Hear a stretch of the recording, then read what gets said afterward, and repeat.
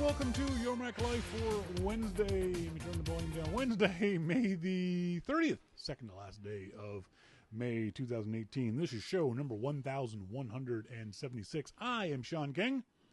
I'm Melissa King. How you doing? Good. You have a good week? Of course you did. We were together the whole week. We had a great week. Yeah. We'll talk about that small town stuff in a little bit. On tonight's show, we're going to talk to our friend Jim Dalrymple of The Loop at loopinsight.com. WWDC starts next week, and so we're going to talk to Jim about his expectations for that. There was an interesting tweet that will be a jumping off point for this. Jim said that he was excited about WWDC, and one of his Twitter followers said them not so much. So we'll talk about that. We'll also talk about Apple News versus Google News. And in our starting point photography segment, we're going to talk about Get This Shot.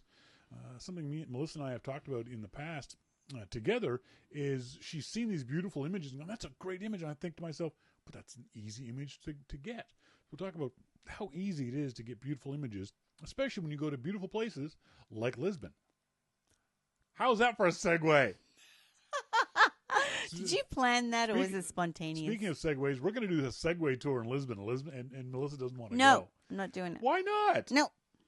You've never been on a Segway. Why would you say no to riding a Segway? Because I like walking. Well, I want to put the doofus helmet on. You're going to have to put the doofus helmet on. I'm not doing it. Well, you ride bicycles. You wear a bicycle helmet, don't you? Yeah, but I like riding bicycles. But what I'm saying, it's the same helmet. Oh, is this the same? helmet isn't the issue. Why did you and Damon make this thing about you have to wear that silly little helmet when you go on bicycle helmets look goofy. They're just on top of your head like that. Anyway. Where was I going with that? So that was a good segue. Yeah, I just lost it completely. Shit. We had a wonderful small town weekend. If you listen to our other podcast, don't listen to us. We talked about it, but we didn't talk about. We went to the movies on Saturday night, against my better judgment, because now while the rest of the world has already seen and has moved on past the Avengers, Infinity War. When you live in a small town, it takes a while for the movie to get here. So it opened here on Friday evening, and Melissa said, do you want to go? I said, yeah, let's wait until next Tuesday or next week. She said, well, why not go on Saturday? And I was like, are you nuts? Every nerd in the Sunshine Coast is going to be in because we've only got one theater in our general area, and it is one showing. It's at 7:30. And so every kid who wants to see his movie is going to be there. So I'm like, no, I don't want to go. But she's like, I'm going to go. So we took the boys, Damon, 20, and Rory, 12, to see Avengers. And we got there nice and early. There's a bit of a lineup ahead of us. And we get in, we find our seats, we sit down. There's the boys have their candy. Rory found one of his little friends, Jackson, to go sit with. And he sat in the row in front of us. And we sit there, and then we waited for the noise. The volume level just slowly went from the low. The place was packed full of 12-year-olds, all right, teenagers and tweens. And I think there was maybe, what do you think? The audience was maybe a quarter adults? Not even. Not like even? Everyone had sent their kids off to the theater on their bike. Because that's a small town, right? The kids go on their bikes and everybody feels okay. The place was packed full of kids. I'm thinking, this is going to get ugly. Because Shawn will not allow people to talk during a movie. All right? It pisses me off, and I don't want you to do it. So I will tell you to be quiet. I'll tell you pleasantly the first time. A little more aggressive the second time. Third time, I'm going to be pissed at you. So I'm sitting there. I'm getting all psyched. All right. Okay. Get the vocal cords warmed up. But the kids weren't too bad at the beginning of the movie. No. It was a little noisy because everyone's got their popcorn and their candy kind of thing. Well, and you know everyone that's there. And the sound in the theater was awful. Yes, it was just shitty. Just the walls were concrete. Literally, the walls of this theater were concrete blocks painted over. That's how Mickey Mouse's place was. So the sound quality wasn't very good in the theater. But the movie was okay. It was better than I expected, that's for sure. And it was interesting because I know about the MCU. I've seen all the movies, but I'm not invested in them. I don't really care. I like seeing them, but I don't care. Damon, Melissa's son, my stepson, is heavily invested. He's not invested, but he's a real nerd about it. He's he really into knows. it. He's really into the story and the characters. He likes to know them in depth. Yes, exactly. Rory, the 12-year-old, likes him, but isn't super into He's it. 12. And you know whatever. nothing about it whatsoever. That is not true. We had a little thing at dinner. Okay, Mum, who's Marvel and what's the other, DC? DC, the kids quizzed. And I got like 95%. You got most of them right. That's right. But you are not knowledgeable about how all the movies fit in together and and that's fine. So it was interesting to get all of our opinions about this stuff, of what we thought of the movie. I think we all liked it. We all certainly enjoyed it. And I was expecting it to be just a hot mess because I knew from previous experience and knowing about the Marvel Universe, all the things they had to get done in this movie. And I was thinking they're just going to throw everything in there. But they didn't do too bad of a job getting together. They've done 18 movies in 10 years. Oh, my God. And it's all coming to this conclusion. And so you got to wrap up a bunch of stuff. You got a bunch of characters, both major and minor, that you got to get on screen and get their stories told and then move the other story forward. So I think they did a pretty doggone good job, all things. It dragged in some parts, and there was some parts where I'm sitting there going, oh, come on. But overall, it wasn't bad. Monty says there was like crying at a relative's funeral noise coming from the back of the theater. Now comes the point in time where we do spoilers or not? Do we think that enough time has passed by that most of the audience should know? Okay, how about this? If you haven't seen the movie and don't want, we're not going to do any major spoilers. But if you don't want spoilers, turn the volume down until you see the logo. Monty's right. It's been over a month. Come on. If you haven't gone by now. I was very surprised and very interested in the reaction at the end of the movie. There's a lot of emotion there. A lot of emotion at the end of this movie. Now, not for me, because it's just a movie. They're not really dead. I don't care. They're just cartoon characters. They can come back. I mean, Superman's died 3-4 times. Batman's died 2-3 times. So I'm not worried about that. But I was honestly surprised at the level. Now, granted, this was a theater full of kids. Well, some of the girls were older than 12. There were 12 to 16, 17-year-olds in there. And the thing about it was, I liked that. Because that's one of the things that I love about a movie theater is that communal experience. Oh, yeah. We're all laughing at the same time. We're all laughing at the same jokes. We're all getting scared at the same time. We're all feeling the emotion all at the same time. And I didn't know I knew that some characters were going to pass away, but I didn't know how they were going to do it in the movie. So it wasn't a shock, but it was interesting to me how it happened. But the reaction of the audience, there was a lot of crying. And there was a lot of laughter, some of it nervous, some of it dickhead. But the idea of it was that we were all in this theater, all experiencing this at the same time, which is what makes me, I'd forgotten, that's what makes me love movies. Mm-hmm. If you and I had been sitting here, like we watch our movies on our decent size 55-inch TV with shitty speakers, we would have sat there and gone, oh, wow, okay. That would have been it, though. Mm-hmm. There wouldn't have been any emotion.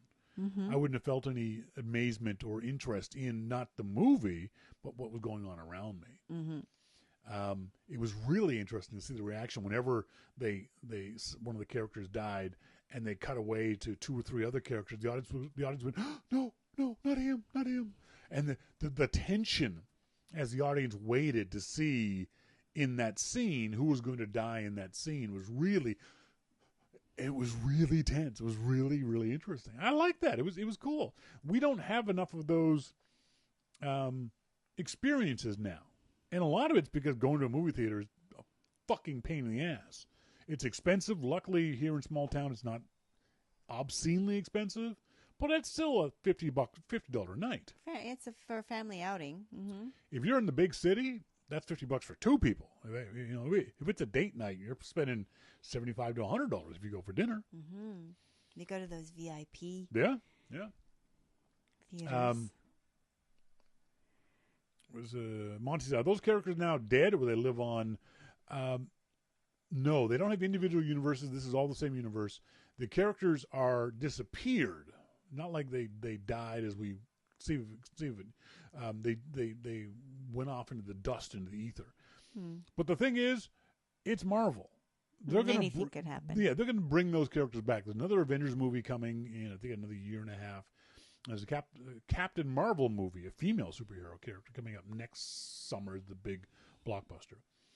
And I'd be willing to bet that's what they'll bring back some of these characters somehow. Mm-hmm. Because some major characters died. There's a lot of peripheral characters that aren't going to have their own movie, but there were some major ones that died that you got to go, yeah, they're bringing him back. They're not dead. There's no way.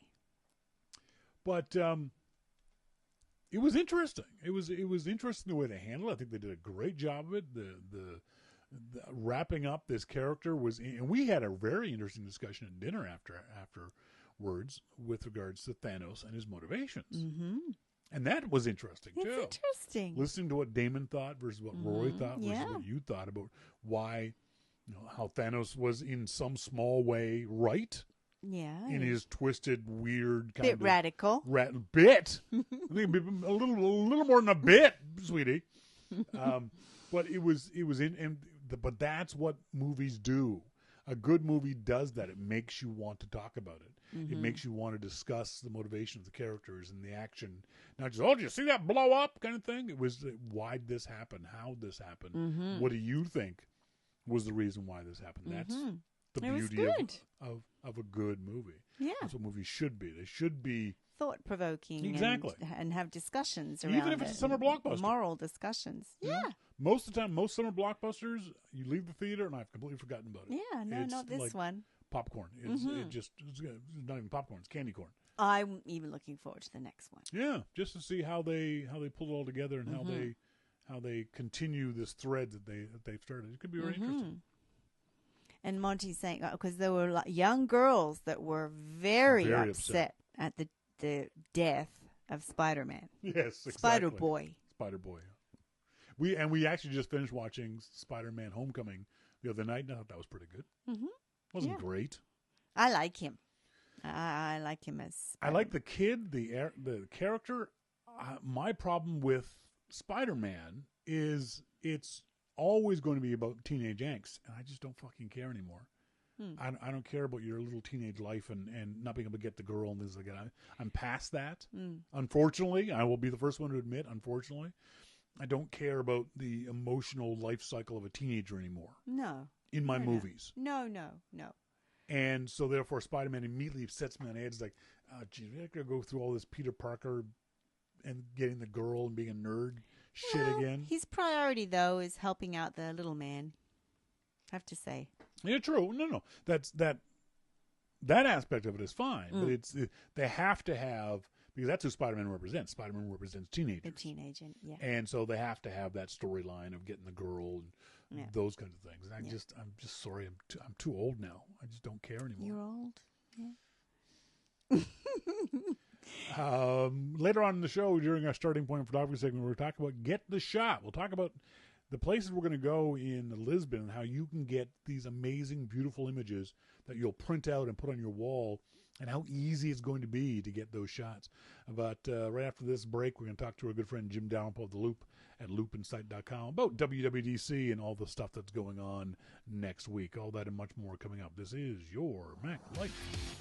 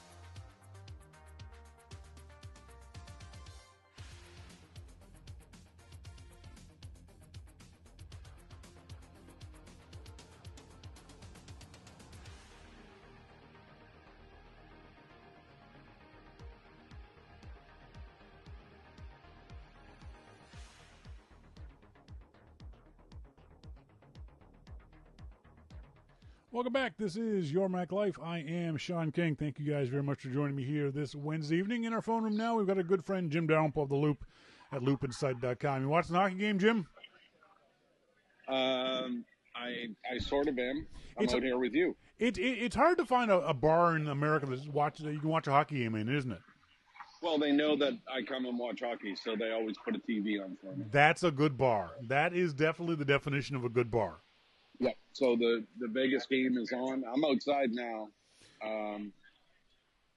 You got a dog in the hunt? Do you care who wins between Vegas and the Caps? No, not really. You know, I'm torn here, to be honest, Yep. because Dave just loves the Caps. And that's why I hate them. And that's you. I mean, you know. So I kind of want to see Dave win. You know, I know what it's like to be without a cup for a long time. Yep. So, but you know, history is on the side here of Vegas. Yep. And you know, that would be an amazing, amazing feat to see Vegas win that. And it's 1-0 right now for Vegas. So. I think it's a guarantee that the coach of Vegas wins Coach of the Year, isn't it?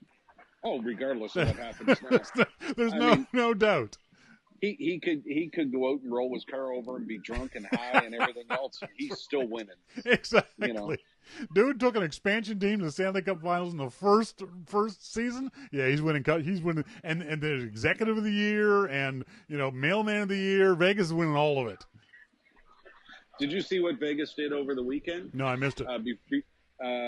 They changed all of the signs in Vegas. And took out all the capital letters, #no caps. So the famous welcome to Vegas sign was all in lowercase. That's cool. They took out the caps. I'll have to look for that. That's very cool. There's a story on it. But yeah, that's what they did. They took it off of everything. So it was pretty amazing. Yeah. I was, that took some thinking. Yeah, no kidding. Absolutely, no kidding. WWDC starts next week. The keynote is on Monday. You posted up on Twitter that you were very excited about the upcoming WWDC, and then immediately someone came along and said they weren't, that they were a little worried about it. Do you think they have any cause for worry? Well, look, I get exactly what he was talking about. With Mac OS and things they're not going the way that people expect them to go with Apple. I get all that. Yep. But we already know, or at least I think we know, that Apple is going to take some time here and make sure that things are working properly. And I think that will make a lot of people feel better. Our friend Ben Bajarin, who will be at WWDC, predicted no keynote announcement of any hardware. Do you agree with that? Let's see. Yeah, that sounds reasonable. See, I think Apple's going to announce some hardware, not necessarily new stuff. I think they'll definitely be updated.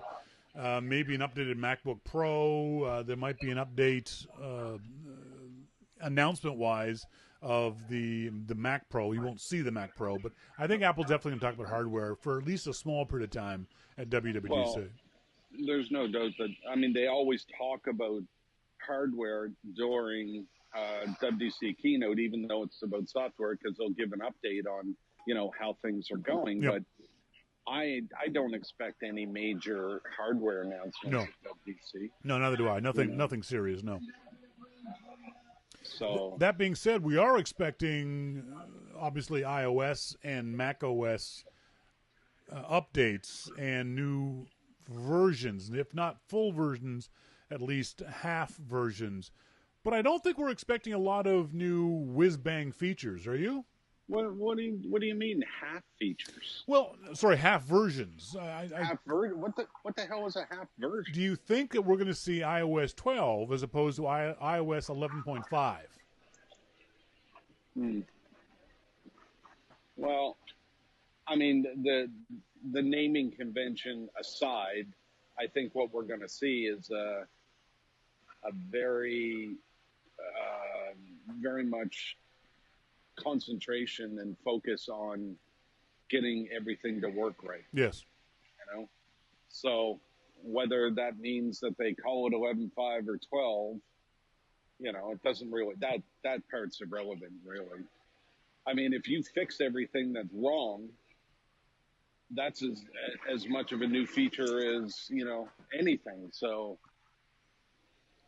I wouldn't be worried about that. And I think we've talked about this before, and Apple's kind of damned if they do and damned if they don't. If they just say, hey, this is this WWDC is going to be focused on, or the next version of the OS is going to be focused on solidifying security, bug fixes, people are going to come out the next day and go, Apple's lost their innovative mojo kind of thing.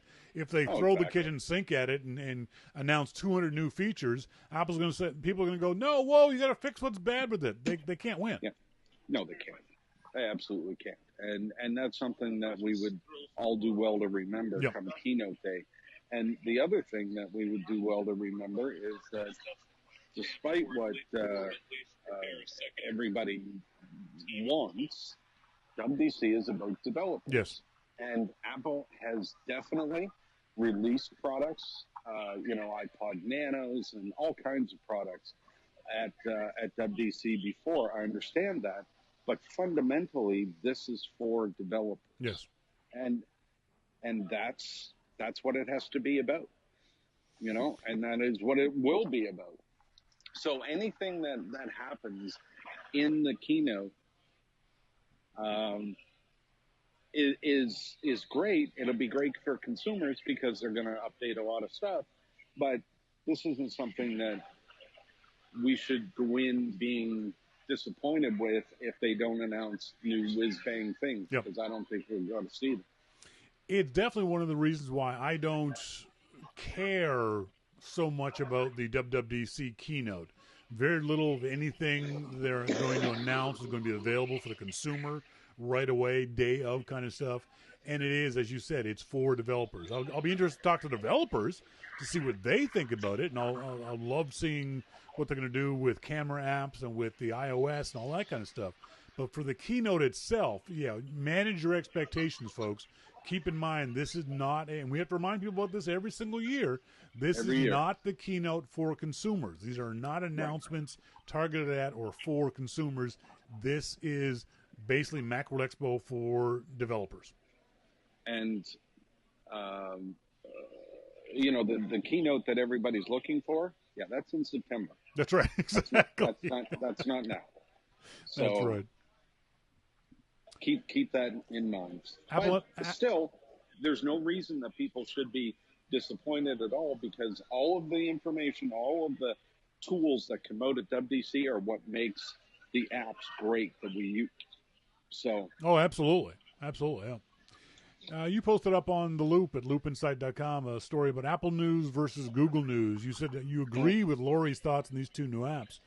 It comes down to personal preference. I've been enjoying local news and Boston Bruins stories in the Google app, but there's a lot to like about Apple's app as well. Would you recommend folks use both those apps, or is there one that's, say, better for Apple users than the other? You know what? It's really funny, but I've been using Apple News for quite consistently for about, I don't know, a good year. Yeah. And I like it. It can't seem to give me the story, not all of the stories that I want. Like I find Apple News is kind of bogged down with politics and stuff like that. Yeah. And I don't really like that a whole lot. So when I first opened up Google News and it gave me, you know, local news from around where I live, I thought, wow, that's pretty nice. Yeah. You know, I mean, let's be honest, they weren't big stories. They were from the local newspaper, you know, and it wasn't huge. It was like Aunt May lost her cat up in the tree, but, you know, but everybody knows who Aunt May is. So, yes, of course, the fire department had to go out, and everybody was there, and the whole neighborhood showed up. Yes. But still, it was nice to see some local stories. And, you know, as much as we go global, that really made me think, like, wow, you know, there's some interesting things. going on right here that I never would have known. Sure, yeah.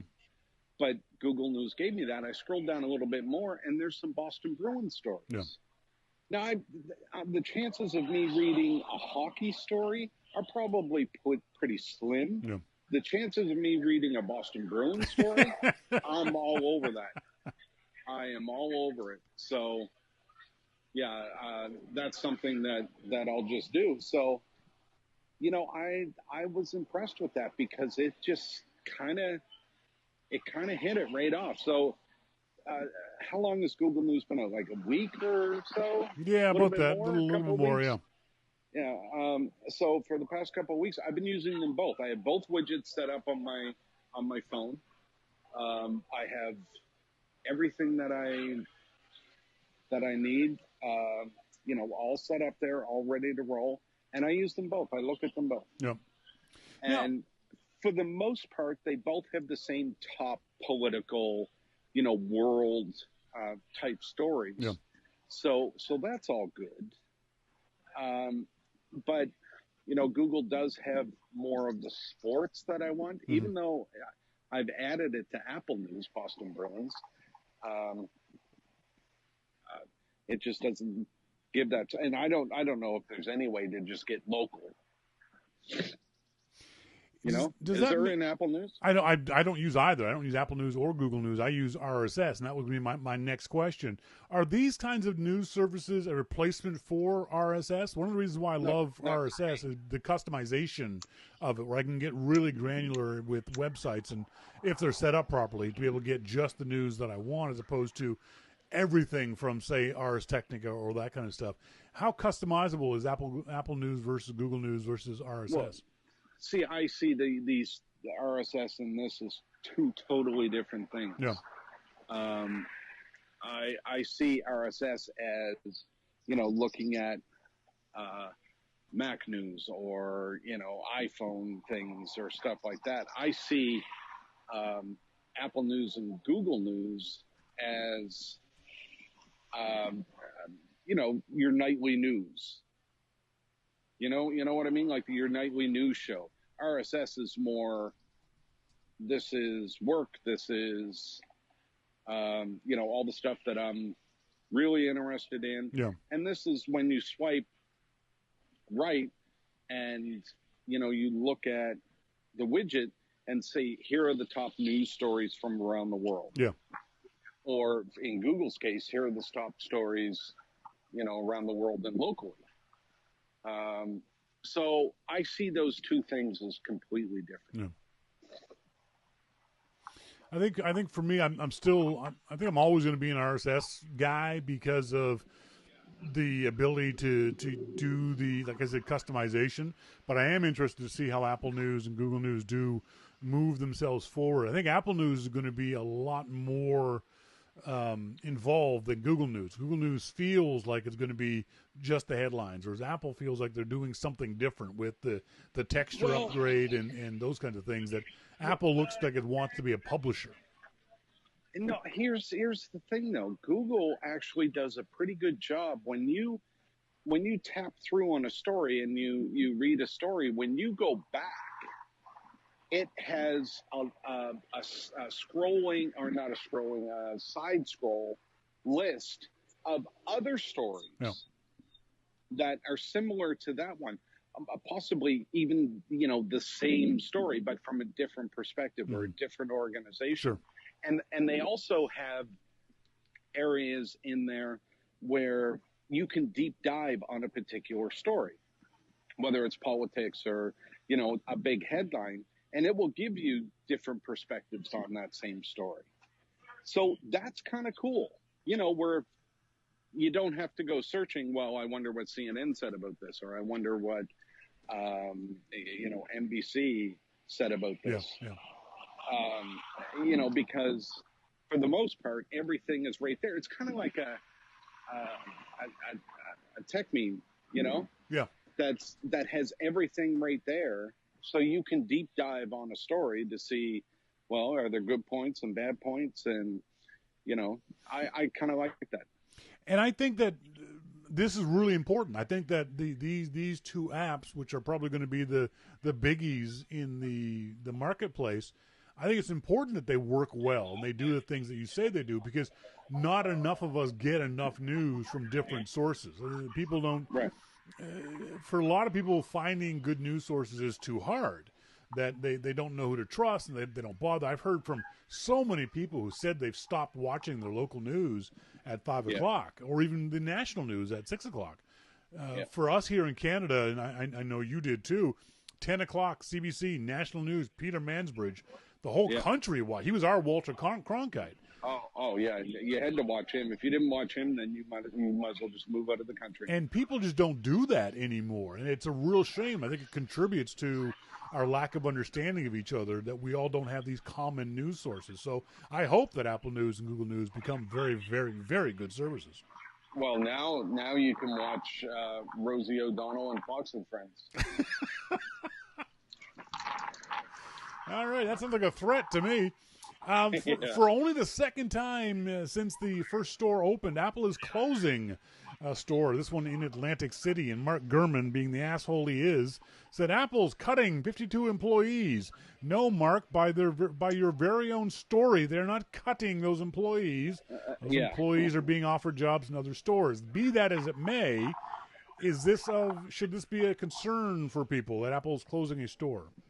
No, I don't think so. I mean, Apple gave the reason why, and, for however the lack of tourism happened in Atlantic City, it happened. So, there's not a lot else that you can do. I think for me, the interesting thing is the fact that Apple put a store there to begin with. It's a weird location because it's so heavily tourist dependent that it didn't make a lot of sense. It made sense in Vegas, but Atlantic City's always been kind of sketchy in any number of ways. So to put a retail store there, I think maybe that was one of the ones where they were just sort of taking a flyer on it and hope it worked, and it didn't work out. Well, I think that the store would have continued to work out had it not been for the economy or, the way that the tourism shot down. So, there's not a lot that you can really say about this is good or this is bad. The fact is, it's reality, and it's the reality of retail that hit Apple. And, that's the kind of stuff that this type of reality has hit retail stores ever since retail opened. Yeah. And now Apple, this is only the second time out of 500 stores, let's be honest, that this has happened to them. But it was in a very specific type of area, I think. I also think that there can be nothing read into this. This is not a symptom of anything. This is not anything except for the fact that Apple put a store someplace. It didn't work out. They're closing the store. This is not. Yeah. I saw people compare this to the gateway stores back in the day when it was just a cascade afterwards. Anyone who said that kind of stuff is an idiot. Apple's going to continue to open stores all over the world, all over America.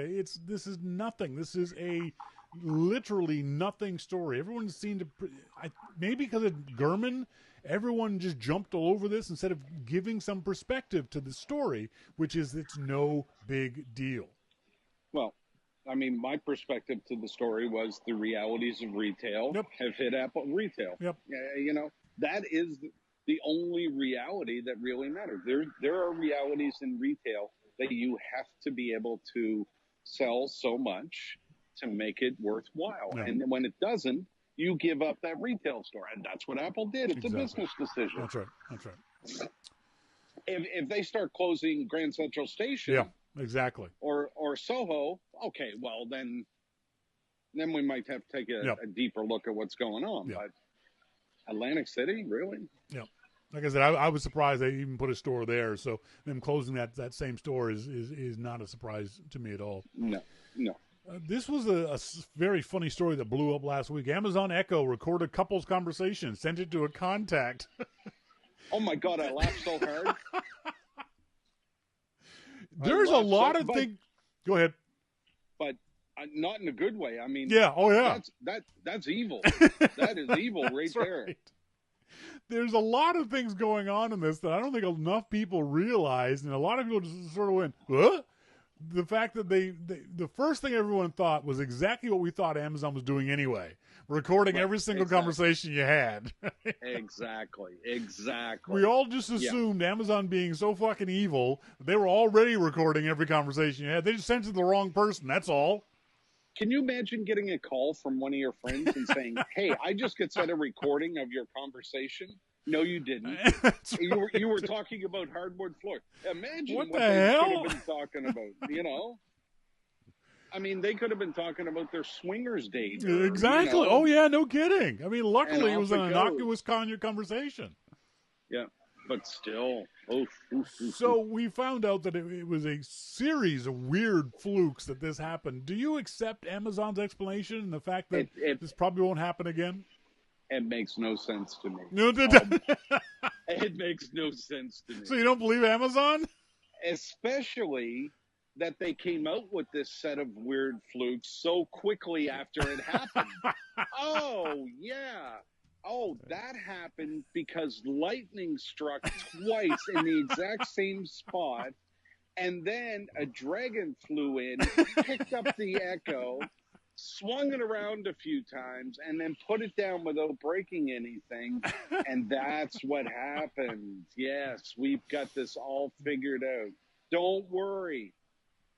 Keep talking. So you're saying basically you don't trust Amazon's explanation of this? It doesn't make sense to me. Really? Interesting. Okay. So does that mean that you would suspect the same thing of the Google Home device?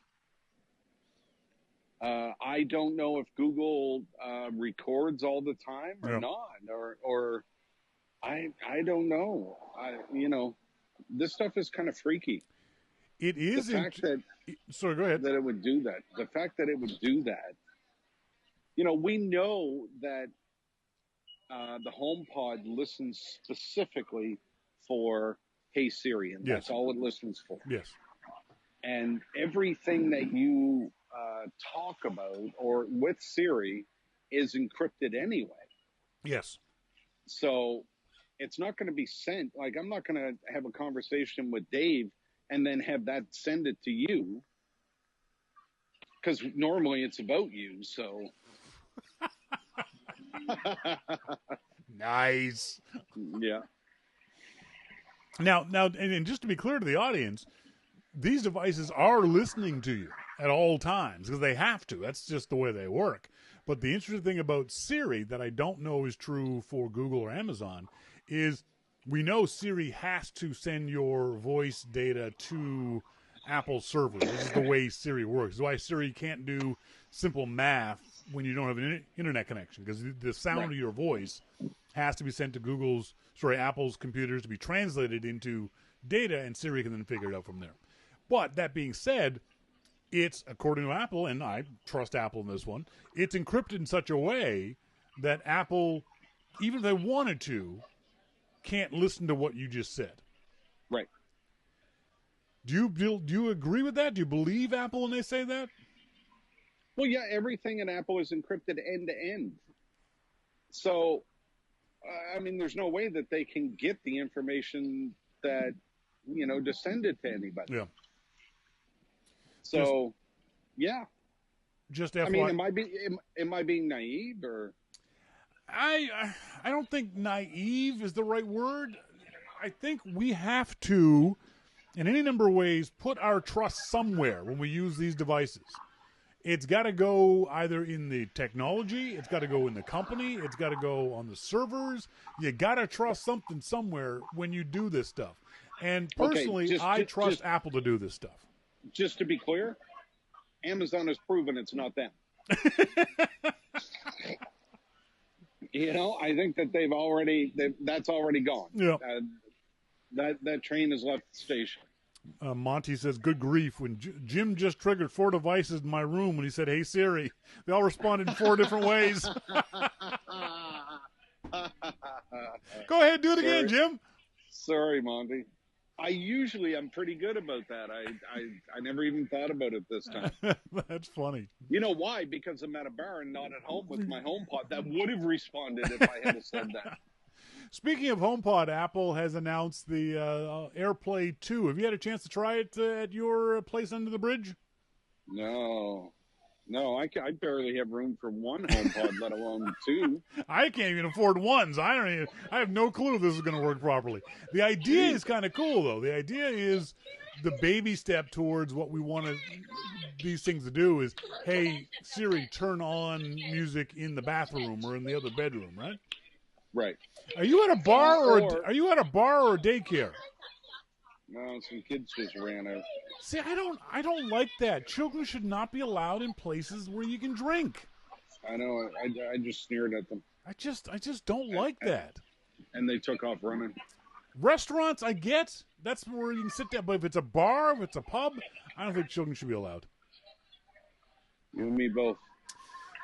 So yeah, it sounds like it's going to be really cool, and it sounds like it's so far done a really good job in being able to do that, link up various HomePods. I'm sure we'll see some testing in the next little while. Is it something that's of interest to you? Do you want to get another HomePod to do this, or do you care? Well, no, actually, I would, because Yeah. I would actually like to have two HomePods hooked together, synced together. Yeah. As a stereo pair. That's what I would like, because, oh my God, that would sound incredible. Yeah, because they sound pretty damn good all by themselves, don't they? Yeah, they do. But I've heard two together before. Yeah. And it's unreal. Is it just twice as loud, or is it actually noticeably different? No, it's a stereo pair, a true stereo pair. So, in songs like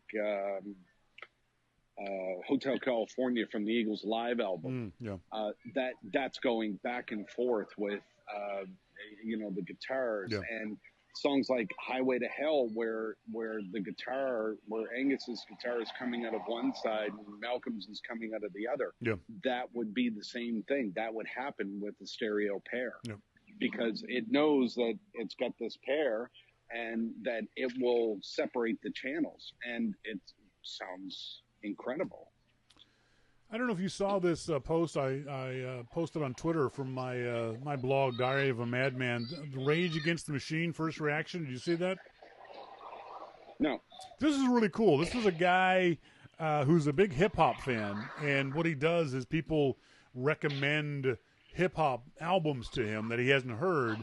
He puts them on and he drives to work and then records himself video listening to and reacting to the music in real time. So it's kind of a useless YouTube thing. I would never ever watch this because this is just dumb. I would never do this. But someone pointed this to me, and it's this guy. He looks to be in his early 30s. This guy is listening to Rage Against the Machine's debut album from 1992. Oh, nice. For the first time ever.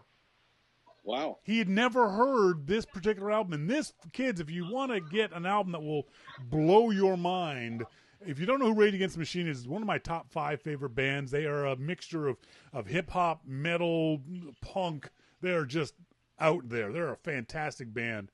They'll rip your face off. They will rip your face off and not let it. I had to take them off my iPod that I had on my motorcycle because I put this album on.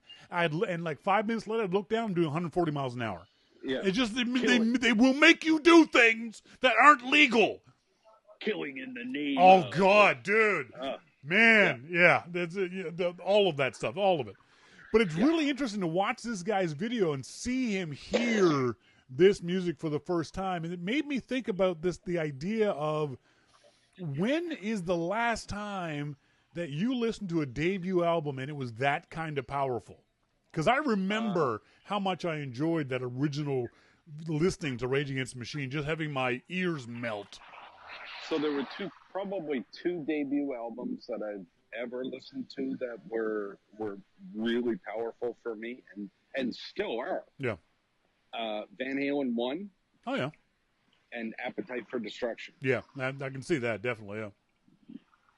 I mean, both of those albums were just powerful as hell. It was fun watching this video because you wish you could go back in time and have that experience that he was having, that first time hearing an album, the visceral joy, excitement that you got from, and I haven't felt that way about music in a very long time. And as I was thinking about this, I was thinking, you know what? That Rage Against the Machine album might have been the last time I was blown away by a debut album. I'm gonna have to go in and get another beer and listen to Rage. Oh, I did all afternoon. I just cranked it up and I was listening to that album like on repeat 15 times. I just and singing to myself, dude, just sitting there banging my head. Oh, it's folks. If you don't know who Rage Against the Machine is, go to Spotify, go to Apple Music, go to wherever you got to go and listen to, if nothing else, their debut album. It is incredible. One of the most powerful albums I've ever listened to. Great. There goes my name. There you go. Folks, we've been talking to Jim Dalrymple of The Loop at loopinsight.com. He's here each and every week. Thanks, Jim. Thanks a lot, Shawn. See you, buddy. Bye. Bye. What was your first album? Do you remember the first album an album that made you feel that way, that was just completely melting when you first heard it? Whatever age it was, whether it was last week or 10 years ago or 20 years ago? Like I said, as I keep thinking about it, that particular Rage Against the Machine album was probably the last time that ever happened. But I do remember distinctly hearing it for the first time. Probably it came out in 92. I probably heard it for the first time in 93. And a friend loaned it to me, and I was just completely blown away by the sound that I was hearing at the time. Just literally and that was an MP3. Then when I got to hear it on vinyl in a good stereo system, it was even more amazing. And yeah, like I said, Jim, I had that on a loop all afternoon. Folks, when we come back, we'll talk in our starting point photography segment about how to get the shot. All that and more coming up. This is Your Mac Life. Hello, my name is Melissa King. I'm Your Mac Life's official spokes Australian. As Shawn begins his 25th year of broadcasting on the internet, he has asked me to say a few words to you all. Send money. What? Why not? More? Okay. When you listen to Your Mac Life, you'll notice there are no ads, no commercial breaks, no 5-minute ad reads for products you've already bought or have no interest in buying. That's because Your Mac Life is entirely listener-supported, and not even listener-supported via a paywall or a subscription service. It's simple. If you like Your Mac Life, you can pay for it. If you don't want to pay for it, you don't have to. You can still listen.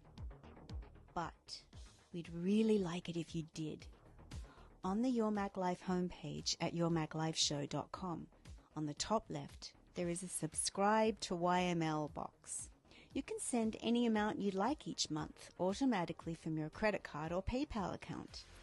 It's set for $2, $5, $10 or $15, but you can set it for any amount by clicking the donate button. The best part is you'll barely notice it. It's $2, but it makes a huge difference to us here at Your Mac Life. It means we can pay for website hosting, internet access, new computers and software to run the show on, and so much more. So, if you like Your Mac Life, please subscribe. $2 will make a tiny dent in your wallet, but when enough people subscribe, it makes a huge difference to Your Mac Life. I'm Melissa King. Thank you.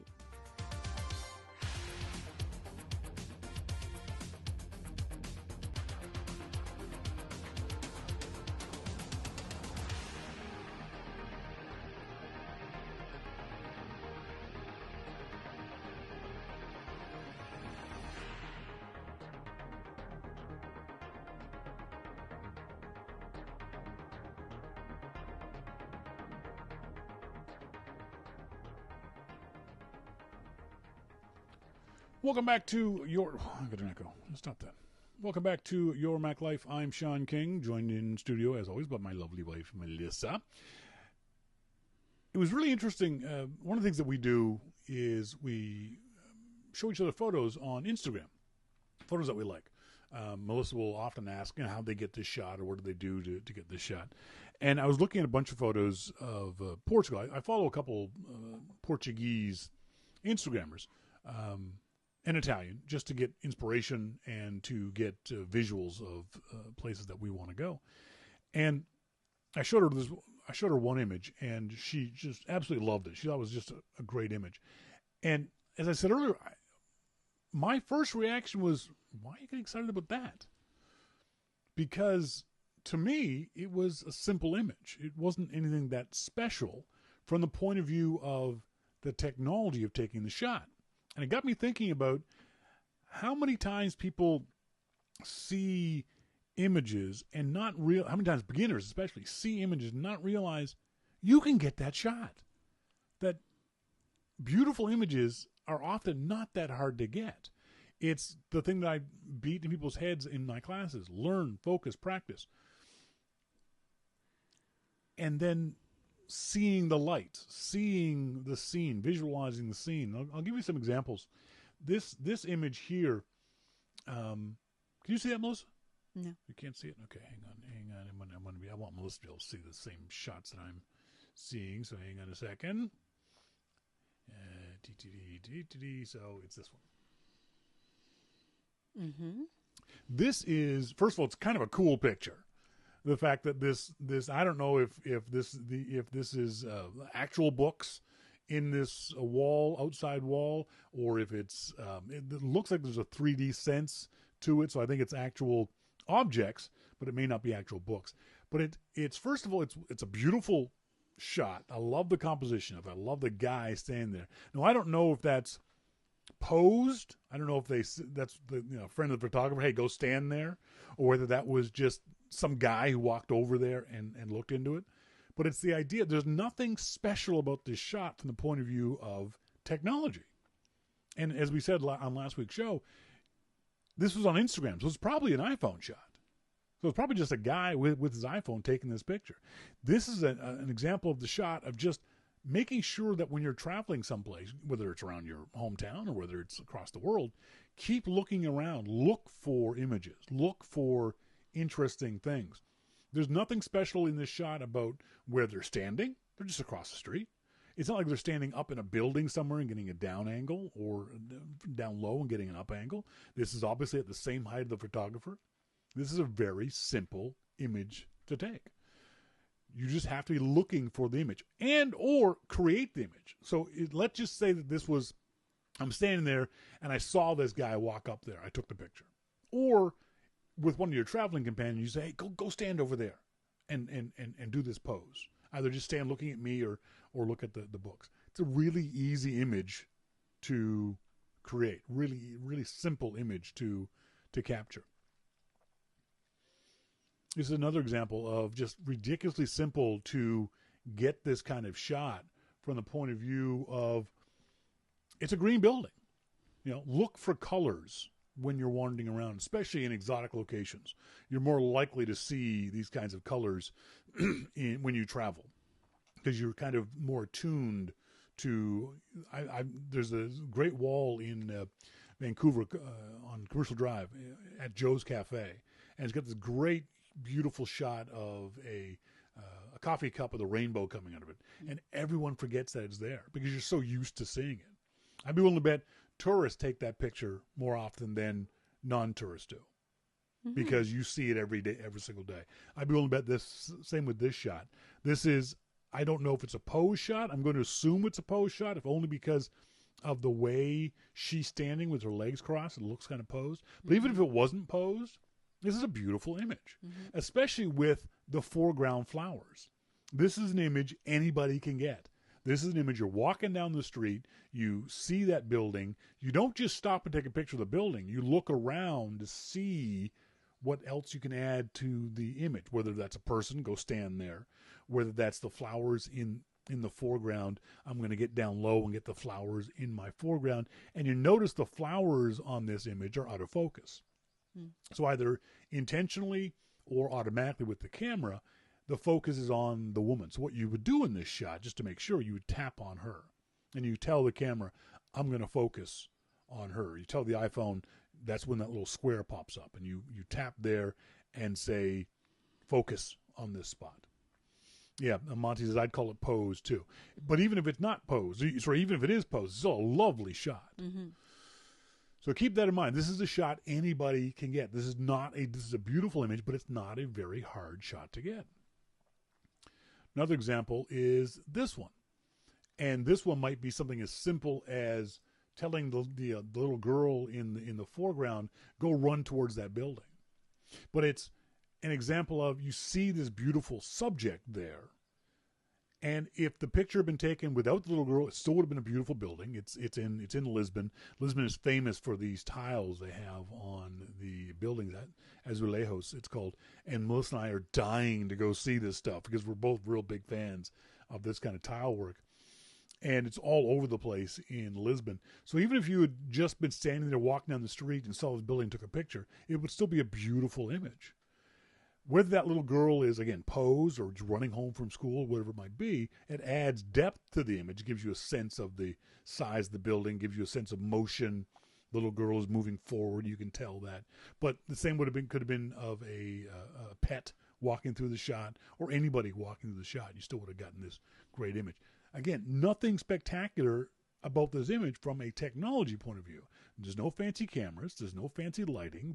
This is actually fairly flat lighting, it looks like. You don't see much in the way of shadow of the little girl. So it's probably an overcast or cloudy day.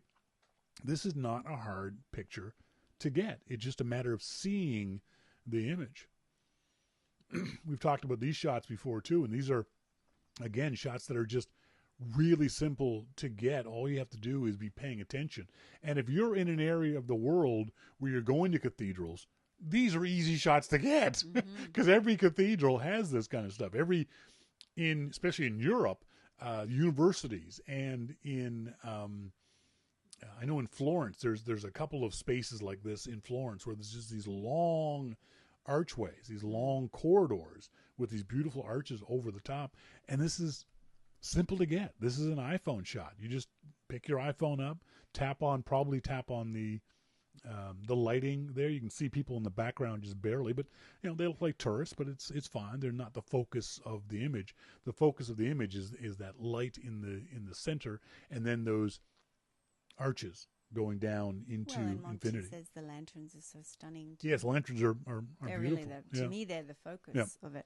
But this is a great leading line. Your eyes look to that lamp, and they follow those lines all the way through. Easy shot to get. This is not a difficult shot. Again, this is in Lisbon.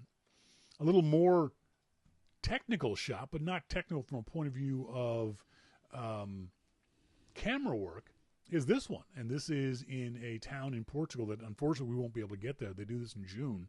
They have this wonderful umbrella festival every year for a week. And these roads in Portugal, they put these streets, they hang these umbrellas up. And you can just imagine the lighting that's coming through those umbrellas. And this one is a simple matter of, again, whether it's posed or not, the photographer just sat down. Try that next time you're out shooting. If you see something attractive, just sit down. Get your camera low and see what kind of interesting angles you can get. And this is a beautiful angle because if you'd been standing up, you probably wouldn't have gotten as far off in the distance on the right-hand side with this shot. And you wouldn't have gotten the same angle of her if you'd been standing up. So sitting down on this shot, and this is the kind of shot you could just sit there and wait.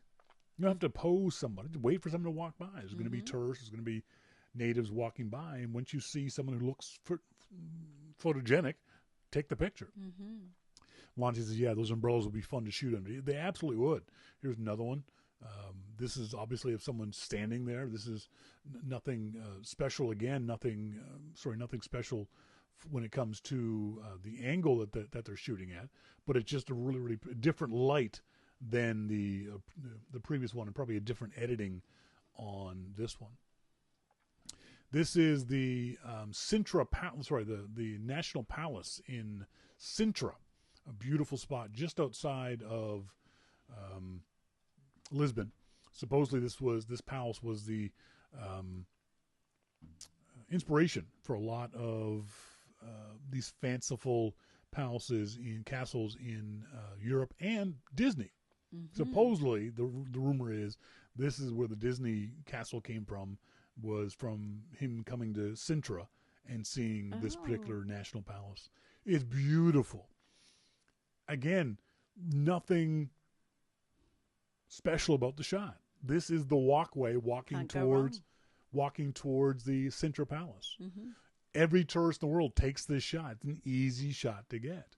This is, I can tell from the lighting, this is probably around 8, 9 o'clock in the morning. That's the key. You got to go to some of these places with the right light.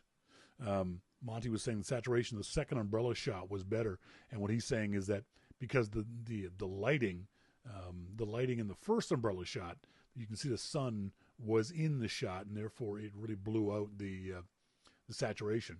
But without the sun in the second shot, you get a lot more bright light. But that also could be the editing. The editor might have desaturated the second shot. But this shot, this was done at 8, 9 o'clock in the morning. So you got to go to these places early.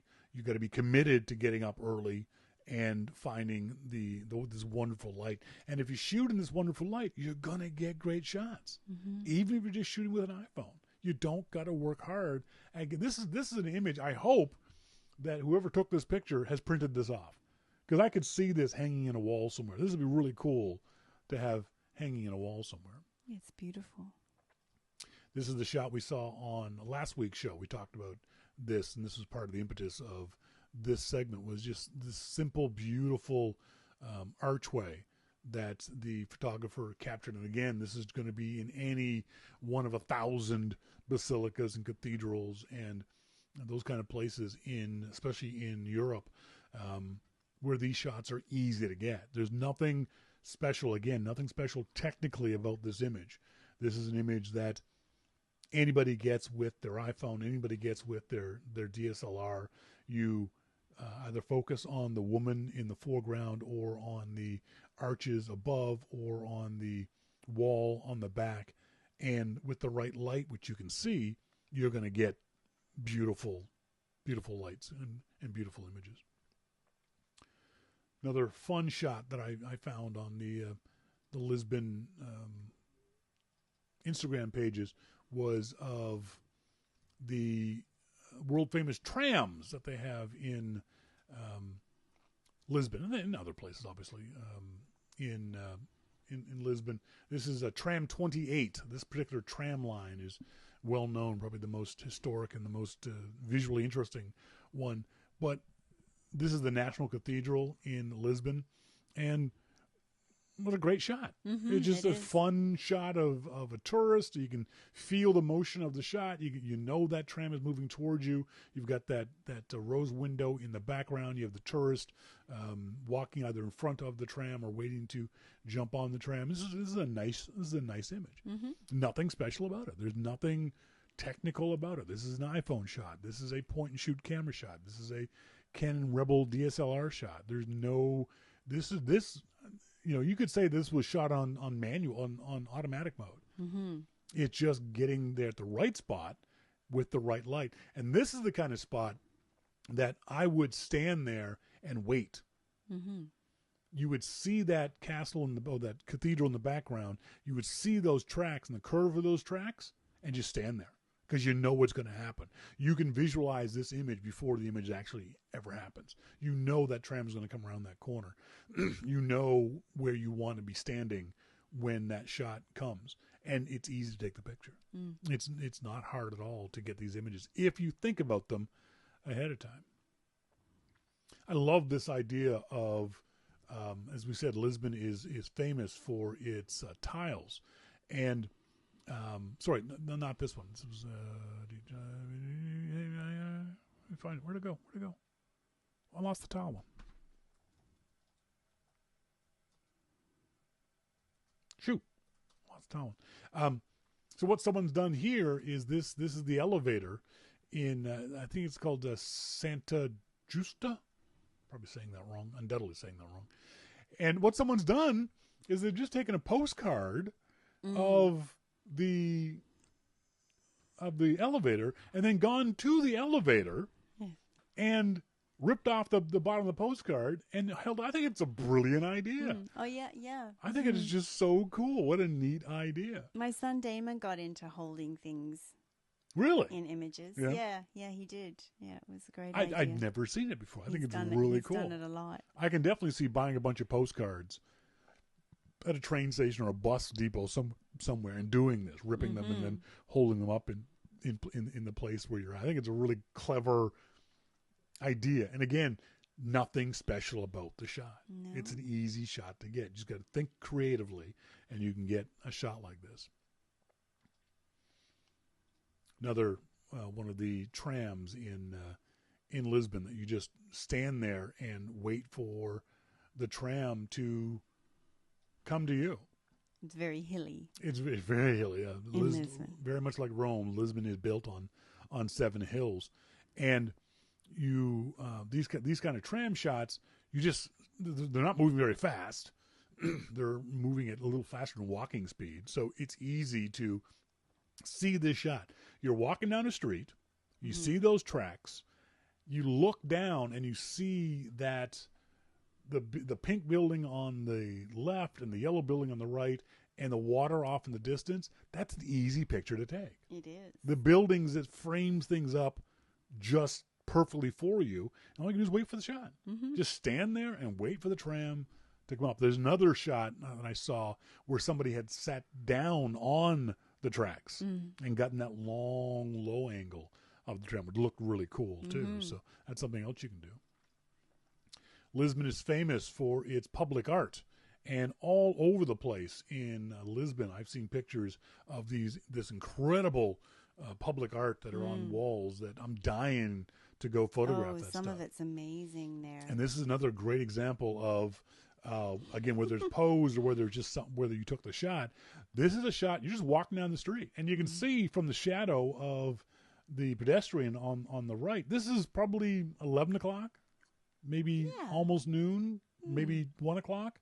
It's fairly bright outside. The thing that they talk about in Lisbon is that it's covered in tile, and that the tile creates light. So the sun can still be in a low position, but light can be created from reflection off of the tiles. I can't tell if this particular image is 3D. I don't think it is, but it looks 3D. You know, the edges on the right-hand side looks like they're sticking out. I mean, this is so well done. It's a beautiful, beautiful image. But again, nothing special. Just go there, find this stuff, wait for the image to show up. Did they cut the top of the building off, or is it just the way? Very good. You noticed that before, that it was very observant of you. Yeah, they cut the top of the building off. Yeah, it's kind of. And it's just annoying. that jarring enough to make you ooh. Because they've got enough room there. That's something we've talked about before. When we talk about composition, is to look to the edges of your frame. Yeah. Now, on this shot, maybe Instagram did that, because Instagram is notorious for cropping down to the Instagram format. So maybe Instagram did that. I thought you could fix it. Okay. You can, but if you didn't notice it before you posted it, then maybe the photographer didn't notice that Instagram did that. But yeah, look around the frame of your shots. Monty says the top of the building missing doesn't bother me because the art is so good. That's fair enough. Again, simple, easy shot. This is a famous archway in Lisbon. This is probably very early in the morning. It looks like it's probably shortly after sun. I don't know if that clock on the top actually works. Is the clock? It looks like it says 7:30. The clock says looks like 7:30, evening or morning. But yeah. This is this is magic hour shooting. It's beautiful. But again, this is easy. This is just get up early in the morning, go stand there. This is not a hard shot to get. You don't need a fancy camera. You don't need a tripod. You don't need anything. Get up at 7 o'clock in the morning, walk down to this spot. And you know what? It is sunrise. You know why I'd say that? No people. Sunset, there'll probably be a lot more people in this shot. Sunrise, fewer people. Yeah, you want to get up early. You want to get up early and to get back to those spots that you maybe saw in the middle of the day, but you want to go back when it's magic hour. This, I thought, was really interesting. So here is the image. And this is another example of that beautiful, beautiful tile work that Melissa and I are dying to go see. I love the composition of this. It's that 3 things, the 3 upper windows. That lower that door in the lower left is just spectacular. The door really makes really makes it jump. And again, it's that off-center thing. If that door had been in the center, it wouldn't have been nearly as interesting. And then the three window sets is just spectacularly beautiful. But tell me if the image changes when I do this.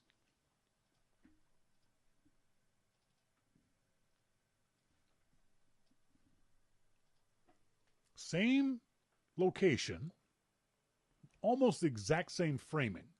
Colors are a bit different, but there's a little lady there. Does the little lady make it feel like the image is older? You know what I mean? Here's the original for the audience. I'll show Melissa the original. And here's the old lady. For me, the little lady in the center of the image makes the image feel more like old world Europe. I don't know why I think that. But that having been said, look at this image. Exact same framing, but there's a young woman in an umbrella. Does that make the image feel different than the old lady shot or the plane shot? This image feels more vibrant to me because of the red umbrella and her stride. She's shopping, she's young, she's moving forward. To me, there's more energy in this image because of my own personal biases about people. Yes. And finally, this shot. Does this feel any different with this young lady dressed kind of fancy in it? I think I love this. This is 4 shots of the exact same spot. with a different story, a different feeling. And the first shot, anybody gets. You find out the address of this place, you walk up there, stand across the street, boom, you take this picture. But if you wait for someone to come through the shot, maybe the shot changes. Maybe it won't for you. Maybe I'm just feeling this in my own head. But if you wait for someone to come through your image, maybe it changes the image for you for the better. But these are easy shots to get. These are not hard shots. Oh, not at all. Not Part with of that it, building. part of it, I got to believe, and this is going to be tooting our own horn, part of it's got to be that we've picked a beautiful, beautiful place to go see. That it's easy to get good pictures. Like one of the things I've always told people is, especially beginners, if you want to guarantee yourself good pictures, go to a hot air balloon festival. Because hot air balloons are beautiful just by their nature. They're big and they're colorful and they only fly during the magic hour, and you're guaranteed of getting good images of hot air balloons. I think it's the same thing of Lisbon. These, I think, are all iPhone shots. Now, they're processed, probably edited differently on the iPhone. But if they're on Instagram, they're probably all iPhone shots. And they're beautiful. They're really interesting images, but none of them are difficult to capture. None of them are difficult to create. I found this image was really kind of cool. Melissa and I were looking at it the other day, and it's called Pink Street. And I love the colors in this. The pink street, the orangey yellow, orangey red on the left-hand side, the yellow bridge, the pink flag on top, the blue sky, the light blue building in the background. And great composition, fun image. You could take another shot of this where people are walking through it. It's up to you. Someone in this shot, there's someone walking across the bridge over the top. But I saw on Instagram that there is a hashtag Pink Street. Instagram hashtag Pink Street. And it's really interesting for this reason. So I can't get this to do it. Okay. So I'll get Instagram too. So look at the first image on the upper left. That's the original Pink Street image that I saw. But look at the other variations of the same image. The image that's now in the upper left is pretty much the same image. It's edited a little differently. It's shot and cropped a little differently. This shot that's in the center of the screen now, same direction. it looks different than the first one. The one on the left-hand side, same spot almost, but it looks differently. I scroll down to another one. Now the one in the upper left, again, very, very similar. I think it's the same flag. Upper left again, same image off to the right-hand side of the street a little bit. Then there's shots that come from the other side. The image in the upper right that you see on screen right now is taken from underneath the bridge. You can see the artwork underneath the bridge. Yeah. So this one spot has got dozens and dozens of different ways of looking at it. With people, without people, close-up shots, further back shots, low-angle shots. So don't think that you aren't going to get good images there that someone else has already taken this picture. There are so many different ways of looking at the same scene. One of the things I've always been fascinated by is when I go on my photo walks or do my meetup groups, I'm walking with a bunch of people, and we're all in the same general area, and we're all seeing the same things, and yet they'll take a different picture than I would in the exact same spot, whether they're looking at a different angle or because they're shorter or taller or whatever it might be. That kind of thing fascinates me, how we can all be in the same place and yet see that place, that world, that light differently. But again, keep in mind, these are all really easy shots to get. Part of it has got to be because it's Lisbon. And it seems from what I'm seeing, it's a beautiful, beautiful city. As always, if you have any questions about photography, send us the emails to Shawn at yourmaclifeshow.com. Love trying to help you guys, folks, figure out this whole photography stuff. Shawn at yourmaclifeshow.com. So why are you just choosing to go to one place to do your photography? Why just sink into one beautiful place? That's a good question.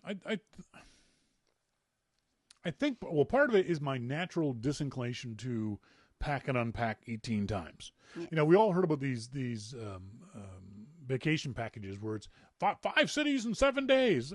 That means 5 different hotels. I don't want to, I want to get to the hotel, unpack my toothbrush, and not pack it again for 7 days. I don't want to keep running in and out of airport transfers and try to figure out train schedules and, oh, shit, we can't go to that place because later this evening we have to get on a train to go do that. Or we can't come back tomorrow because we have to leave. But exactly, first of all, there's that traveler aspect of it. But then there's that other aspect of, because our plan for Lisbon is we arrive on the Saturday. We have a little meet and greet Saturday evening, and then Sunday we do the touristy stuff, and we can do the hop on bus stuff. We just jump on, and they're really cheap. It's like $25 Canadian. And that was for 2 days? For 1 day, but 2 routes. 2 routes. So the idea is you jump on the hop on bus and let that take you around the city and go, oh, this is really pretty. We've got to come back here and drop a little pin in your Apple Maps. And, oh, this is a nice spot. Let's hop off here and then get back on. And scout out locations on Sunday, and then on Monday go and start photographing things, taking the classes in different light whenever you want. We'll come back early in the morning or late in the evening. So what you can do is you can choose your light. If you're a sunrise person, you can go find that spot at sunrise. If you're a sunset person, find it at sunset. And you can't do that when you're hopping from city to city to city. You also, I don't think, can experience your trip the same way.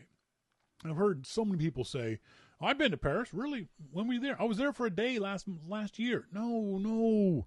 You weren't in Paris. You know, you were some approximation of Paris. You saw the touristy parts of Paris. You didn't go down a back alley and sit down in a little cafe with a waiter who doesn't speak English and try to get a coffee out of the guy. You know, we were talking about this last night, and I said there's a difference between being a tourist and being a traveler. Yes. And a tourist sees things, a traveler experiences things. Yeah. I'd much rather experience stuff. Oh, yeah, I've only ever been a traveler. And then you feel the essence of a place. Yeah. And you feel the essence of the people. You know, I've often said that, you know, people have asked or mentioned, have you ever been to Denver? No, I've been to the airport. That doesn't count. Have you ever been to Salt Lake City? I've been to the airport. It doesn't. I don't think of myself as ever having been to those places. If you're only there for a very short period of time, you're not experiencing it. You may see it, But a you're not stopover is not that you've been there. And because Lisbon is so beautiful and so dirt cheap. Literally, beer is cheaper than bottled water. Okay? I shit you not. Beer is cheaper than bottled water. Yes. I really love that country. Yes. I hope the beer's good. It's Saturday night. I'm buying your first round. Okay, I'm buying everyone's beer. It's the seafood is fantastic, and because they are a seafaring people, I already have a mental affinity. Being from Nova Scotia, I already like Lisbonians. I'm sorry, I don't know what it is. A lot of the food is based on seafood. And there's so much there to see in the light from these images I see on Instagram. If you want my Instagram people, send me an email, and I'll send you the links to the Instagram photos that you can see of the people I follow from Portugal. Just do an Instagram search for Portugal, and a bunch of them will pop up. But I think because the other part of it, I'm not wanting to travel from city to city to city, is that yes, we're going to be in a beautiful city. We're going to be in a historic city. It's got great culture and music and interesting things. But it is about photography. And I want us to be able to go to the same place several times and see different light. Like I completely plan on being at that arch for one sunrise set, but also being at that same arch in that same place at a sunset. Mm-hmm. Mm-hmm. There is the famous tower called the Belém Tower. It's on the waterfront.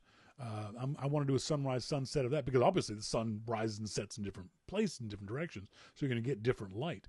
Well, right there are two different locations at 4 different times. I couldn't do that if I was on a 5-day, 7-city trip. No, you're not likely to stumble across gems either. That's the other thing too. Is I'm not a fan as a photographer. For me as a photographer, even when I'm not doing the teaching stuff, I love exploring. I love going to a city, and I was very interested. And we'll talk about that in a second with you. But for me, part of it is the fact I'm 6'3" and 260 pounds. I am not worried. I'm not worried about. Aren't you worried about going to the sketchy part of town? Not really. You know, most of the time I'm going to be in the general touristy areas anyway. And if I walk off the beaten path, I can find my way back, you know, fairly easily. I don't walk like 8 miles off the main road, but I like going down little side alleys and looking for little things like that. So for me, exploring is no big deal. And I'd like that.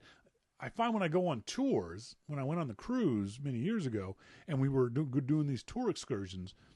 All right, we're gonna drive 2 hours this spot. When we get there, you'll have an hour and a half. Then you have to get back in the bus. Like, no, I want to spend all day here. You know, I want to watch the light change and see different people and that kind of stuff. Mm-hmm.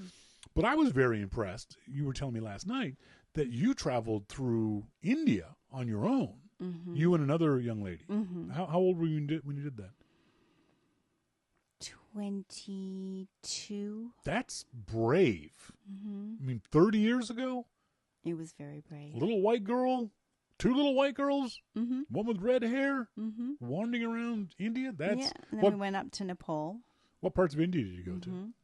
We landed in New Delhi, and then we went to Agra, and then we went to Varanasi, and then we went to make our way up to through Kashmir, got ripped off on the train ride, got to some ungodly place in northern India and realized we didn't have a ticket to go further. So then we made our way to Pokhara to get to Nepal after that. How did you make your way with no money? Very well. We caught buses with all the local people. You had to pay for and them. the animals, the goats and the chickens. But you had to pay for it. How did you pay for it? Well, I had a little. Okay, I wasn't completely. Okay. I had a little bit of money. MacMan says you're brave and/or nuts. I think I was a little nuts or just clueless, perhaps, at that time. I was going to say, yeah, looking back on it with 30 years of experience, do you think you were brave, nuts, or clueless? Oh, all three. Do you think what you did was dangerous? Looking back on it, I don't like to think that it was. I don't like to think that it was. Really? I was terrified at times, but I was completely out of my element. Wow. Yep. MacMan, by the way, MacMan said you'd have to rent a 24/70 if you go. Yeah, that's definitely going to be on my wish list for that for this coming Christmas. So yeah, for me, and it's interesting seeing Monty was talking about going on why he liked going on cruises. Where was it that Monty said that about?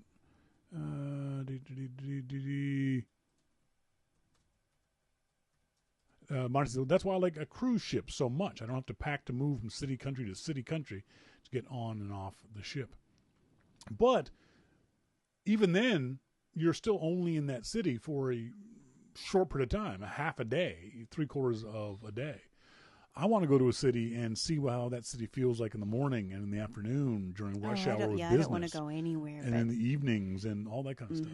So yeah, just it's my personal inclination of wanting to get to a city, whether it be Lisbon. Hopefully we can pull the Lisbon one off, and the next one we do is, Florence. The one after that we do is Vienna, and the one after that we do is Dublin, kind of thing. But in my mind, I think it's always going to be the one city thing. We're going to go to this city. We're going to explore deeply this city. And believe me, the cities that we pick will have plenty to explore. If you hang out with Melissa and I after the shooting days, there's going to be plenty to explore. I mean, and you can still go places like Porto. Beautiful. I'd love to go there. It's only an hour and a half away. Yes. So I can definitely see on one of the days that we're not doing a class, renting a car and driving to Porto and back. Because 90 minutes is nothing. Yes, it's no big I'd deal. like to see that. Or the Algarve. People can go to the Algarve. It's only an hour and a half away. Or Nazaré, that amazing place with the waves, is only 45 minutes away. So you can rent a car, and we might, 3 or 4 of us rent a car together and go to Porto and hang out there for a bit.